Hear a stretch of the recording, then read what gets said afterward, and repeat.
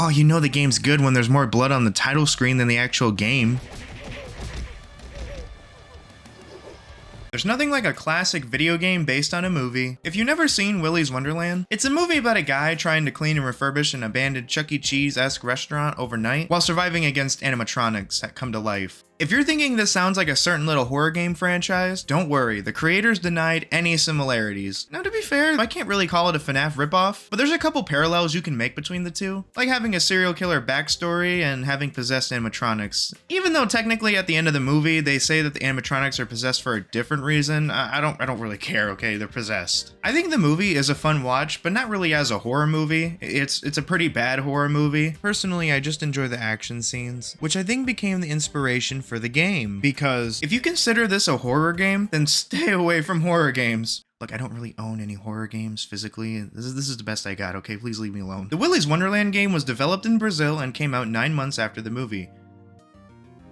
On phones. I never played the original version on phones, but after playing this port on the Switch, I can definitely say it's a mobile game. The game is a beat 'em up where you get to play as either the janitor or Liv from the movie. Already I'm knocking this game down a few points for not having Nicolas Cage. I understand they probably didn't have the budget to include him since this is just a $5 eShop game, but this character looks nothing like the janitor from the movie. It feels like you're playing BJ Blazkowicz from Wolfenstein, kicking the shit out of furries and zombies. Speaking of that, what the fuck are these enemy choices? Zombies?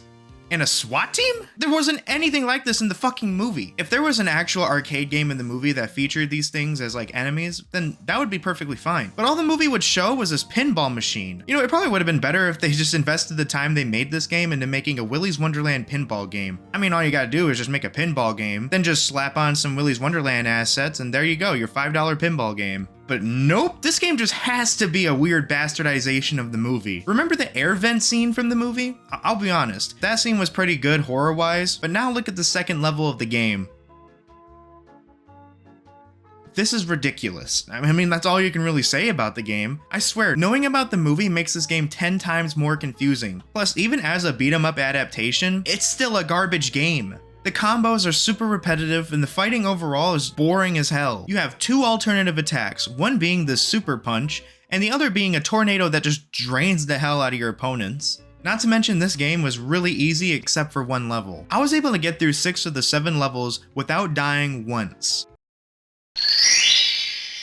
Did Donkey Kong just take a shit? The level I was stuck on was level 4.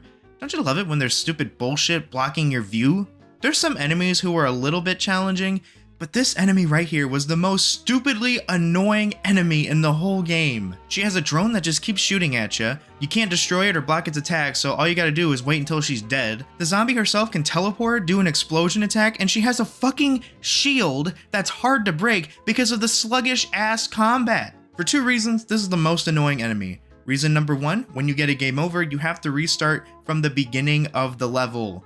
And number 2, this is just a random enemy you encounter in the game. None of the other bosses are this hard. Why couldn't the developers add any weapons you could pick up during the game? That would have made things more interesting. I mean, the movie emphasizes that the main character gets his fuel by drinking pops and playing a pinball machine. Instead, he just drinks a pop after every stage like he's fucking Pepsi Man. At least for the most part, all the bosses are the characters from the movie in the order they appear in, which probably might be the only thing about this game that is like the movie. Ozzy Ostrich is pretty easy because he only has like 1 attack you gotta be on the lookout for. Gus Gorilla has heavier punches and tries to jump on top of you.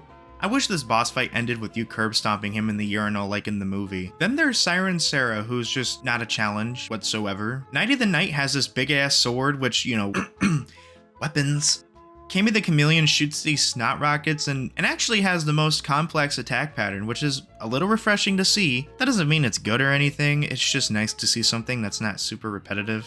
Then you gotta fight Artie the Alligator, Tito the Turtle, and Willy one after the other. After the chain of shitty-ass bosses, you go into the room where all the Satanists sacrifice themselves, and all the animatronics form into one animatronic, Scrap Willy, which never happened in the movie. I really wanted to respect the original movie by not calling it a FNAF ripoff, because it's not.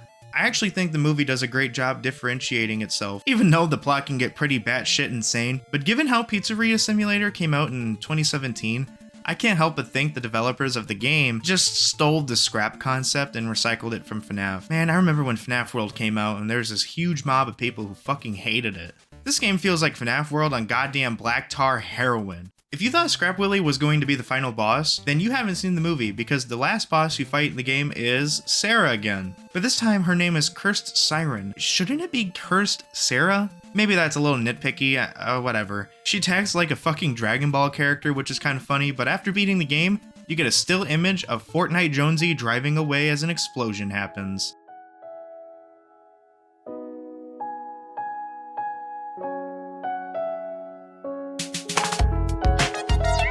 This has to be one of the worst adaptations of like anything. The Willy's Wonderland movie is an action horror comedy that only works pretty well with its action scenes. I don't find any of the jokes funny or, the horror parts that scary. This game tries to emulate the action aspect and follow the plot of the story, but it just does a weird fucking job at doing that. I mean, where's my boy Zombie George at? Would I recommend playing this game? Absolutely not. I mean, at the end of the day, if you choose to waste your money on this crap like I did, then that's your choice. But I spent an hour and 20 minutes playing this whole game. The movie's about the same time and a way better experience. Or you can just play Prison Life Simulator.